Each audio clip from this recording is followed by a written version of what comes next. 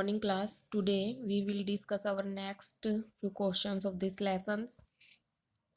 First question is explain the impact of globalization and MNCs on workers. Globalisation का वैश्वीकरण का workers पर क्या प्रभाव पड़ा? फर्स्ट है आंसर में globalisation and the pressure of competition have substantially change the life of workers. Globalisation के वैश्वीकरण और जो प्रेशर हुआ कंपटीशन का उसके कारण छोटे छोटे चेंजेस आए हैं, कई सारे चेंजेस आए हैं वर्कर्स की लाइफ में. Faced with growing competition most employers these days prefer to employ workers flexibly.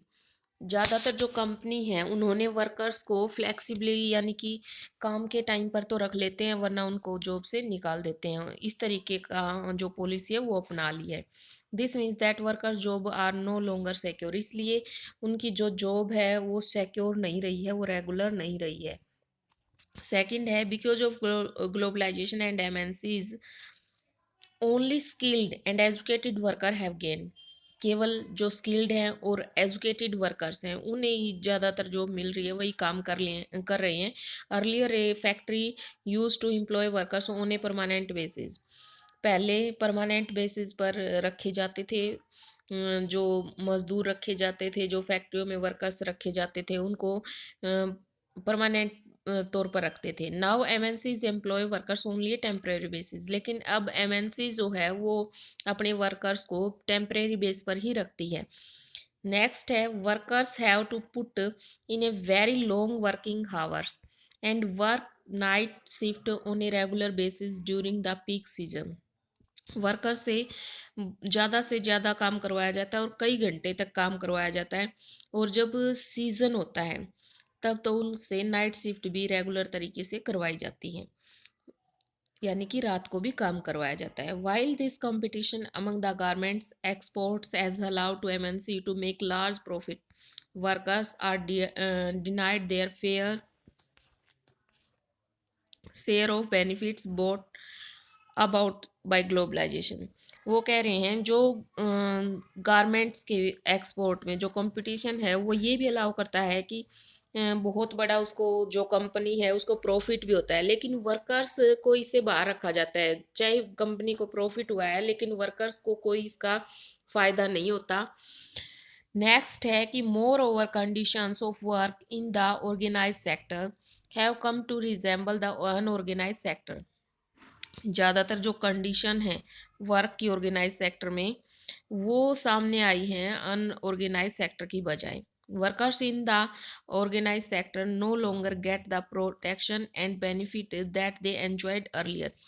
जो ऑर्गेनाइज सेक्टर हैं यानी कि प्राइवेट जो सेक्टर हैं उसमें जो वर्कर है वो जैसे कि ऑर्गेनाइज सेक्टर में पहले किया जा अनऑर्गेनाइज सेक्टर में जब उसको बहुत सारी प्रोटेक्शन बेनिफिट्स टीए डी वगैरह जो ये चीज़ें थी भत्ता वगैरह जो मिलता था एक्स्ट्रा, वो यहाँ नहीं दिया जाता है प्राइवेट सेक्टर में. Describe the impact of globalisation on Indian economy with example. जो ग्लोबलाइजेशन है उसका इंडियन इकोनॉमी पर क्या असर पड़ा है. Indian buyers have a better choice of toys at a lower price. जो इंडियंस हैं उनको सस्ते दामों पर और अच्छे खिलौने मिल रहे हैं. For the Chinese toys maker this provides an opportunity to expand business.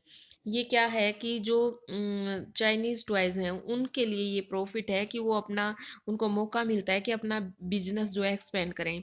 Indian toy makers are facing a tough competition and are facing losses. जो इंडियन कॉम्पिटिटर्स हैं यानी कि जो इंडियन प्रोड्यूसर्स हैं जो टॉयज़ बनाते हैं उनको क्या है एक बहुत ही बड़ी मुश्किल का सामना करना पड़ रहा है, उनको कंपटीशन फेस करना पड़ रहा है और इस वजह से वो घाटे में चले गए हैं. Globalisation has failed to solve the problem of poverty. जो वैश्वीकरण है उसके कारण गरीबी की समस्या दूर नहीं हो पाई है. Globalisation and pressure of competition have substantially changed the life of workers. जो ग्लोबलाइजेशन है और जो कंपटीशन का प्रेशर है उसने जो वर्कर्स हैं उनकी लाइफ बदल दी है. Faced with growing competition most employers these days prefer to employ workers जो कंपटीशन है वो उनको फेस करना पड़ रहा है। ज़्यादातर जो एम्प्लॉयर्स हैं इन दिनों जो एम्प्लॉय वर्कर्स हैं उनको प्रेफर किया जा रहा है फ्लेक्सिबल, यानी कि एक टेम्परेरी बेस पर उनको वर्क के लिए रखा जा रहा है। This means that the workers job are no long secure, इसलिए आजकल जो वर्कर्स हैं उनकी जॉब सिक्योर नहीं है। नेक्स्ट क्वेश्चन है, what way in the MNC different from the national companies, highlight any 3 point of the distinct. वो कह रहे हैं कि किस तरीके से जो एमएनसी है वो अलग है नेशनल कंपनी, राष्ट्रीय जो कंपनी है उसकी उससे जो बहुराष्ट्रीय कंपनी है वो कैसे अलग है। 3 जो पॉइंट है उनको हाईलाइट कीजिए जो उनमें अंतर है। MNC other companies, these companies own and control production in more than one nation, ये क्या है, खुद की होती है उनकी कंपनी और एक से ज़्यादा देशों में उनका व्यापार होता है, ज़्यादा देशों में उनका नियंत्रण होता है। These companies own or control production within the boundary of the nation, ये उनकी अपनी कंपनी होती है लेकिन वो दूसरे बाहर देशों में उनका नियंत्रण नहीं होता, अपने ही देश में नियंत्रण उनका होता है। Production is organised in a complex way, जो प्रोडक्शन है बहुत तेज मात्रा में और तेजी से एक कॉम्प्लेक्स वे से बनाई जाती है। जो ये प्रोडक्शन है वो ऑर्गेनाइज्ड है, एक साधारण तरीके से बनाई जाती है। दे हैव एक the capacity to invest a huge amount, उनके पास इतनी कैपेसिटी होती है कि वो ज़्यादा से ज़्यादा पैसा लगा सकते हैं, लेकिन इनके पास लिमिटेड कैपेसिटी होती है इन्वेस्ट करने की, ज़्यादा पैसा नहीं होता है। पेप्सी, सैमसंग, एप्पल एक्सेट्रा ये एमएनसीज हैं। एचएमटी, जेके टायर्स ये क्या है, अदर कंपनीज हैं। नेक्स्ट क्वेश्चन इन्होंने पूछा है कि explain the role of multinational corporation in the globalisation process, जो मल्टीनेशनल कॉरपोरेशन की एक अहम भूमिका है ग्लोबलाइजेशन प्रोसेस में वो बताइए, ये इसमें पूछा गया है। ये 3 तरीके से अलग अलग क्वेश्चन पूछे गए हैं, एक ही क्वेश्चन को अलग अलग वे से पूछा गया। फर्स्ट है इसका answer, availability of capital and foreign investment, जो मल्टीनेशनल कॉरपोरेशन है उन्हें एमएनसीज की हेल्प, वो एमएनसीज हैं जो उनको हेल्प करती हैं टू सोल्व द प्रॉब्लम। जो कैपिटल और फॉरेन इन्वेस्टमेंट है जो अंडर डेवलप और डेवलपिंग कंट्रीज में करते हैं वो, उससे क्या है जो लोकल प्रोड्यूसर है उनकी हेल्प होती है। Most of the under develop countries suffer from lack of capital, ज़्यादातर जो अंडर डेवलप्ड कंट्रीज हैं वो मुद्रा की कमी के कारण जूझ रही होती है संकटों से, और एमएनसी उनको हेल्प करती है। Consequently there rate of economic growth is low, जो उनकी इकोनॉमिक ग्रोथ है वो कम है शायद। एमएनसी सेटअप फैक्ट्रीज, जहाँ एमएनसी अपनी फैक्ट्री सेटअप करती है और ऑफिस खोलती है the production in this developing and the under developing countries में, एंड मेक, और बहुत सारा वहाँ से वो प्रॉफिट कमाती है। और the money that is spend to buy assets such as land, building, machine and other equipment, वो क्या कहलाती है, इन्वेस्टमेंट कहलाती है। जो हम जमीन और इमारत या फिर मशीन या फिर अन्य उपकरण खरीदने में जो धन लगाते हैं उसको इन्वेस्टमेंट बोला जाता है। Availability of foreign exchange, MNCs can be helpful in solving the problem of foreign exchange of the underdeveloped and the developing countries, जो MNCs हैं वो हेल्पफुल होती हैं ये प्रॉब्लम सोल्व करने में जो अंडर डेवलप्ड और डेवलपिंग कंट्रीज में फॉरेन एक्सचेंज की होती है। 19 में India faced a huge storage shortage of the foreign exchange, but with the entry of foreign exchange की बहुत ही बड़ी अक्ति से जूझ रहा था इंडिया 19 सेंचुरी में।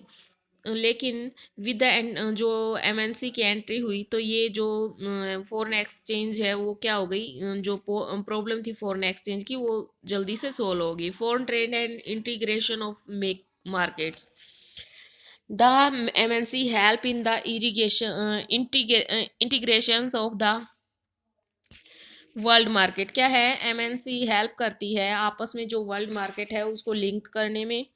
With the entry of MNC even the small countries have opened up there domestic market for other countries, क्या है जो अपनी उनकी डोमेस्टिक मार्केट है वो दूसरी कंट्रियों के साथ भी उसमें व्यापार करने के लिए उसको खोल देते हैं। The MNC increase the foreign trade, और जो एमएनसी है वो फॉरेन ट्रेड को बढ़ावा देते हैं।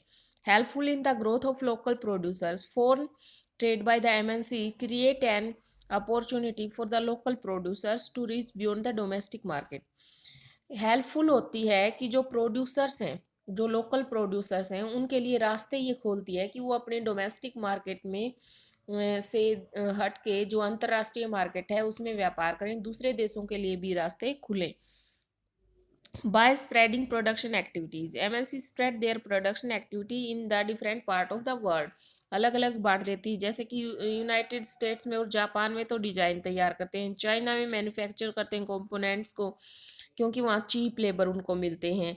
और फिर कॉल सेंटर्स हैं वो उन्होंने इंडिया में सेटअप किए हुए हैं, क्योंकि वहाँ स्किल्ड और अनस्किल्ड दोनों प्रकार के जो वर्कर्स हैं वो आसानी से मिल जाते हैं। सो स्टूडेंट्स, आज हमने इसके लॉन्ग आंसर जो क्वेश्चन है वो हमारे कंप्लीट कर लिए हैं। कल हम नेक्स्ट लेसन शुरू करेंगे। Thank you, have a nice day. साथ साथ अपनी रिवीजन करते रहिएगा। Thank you.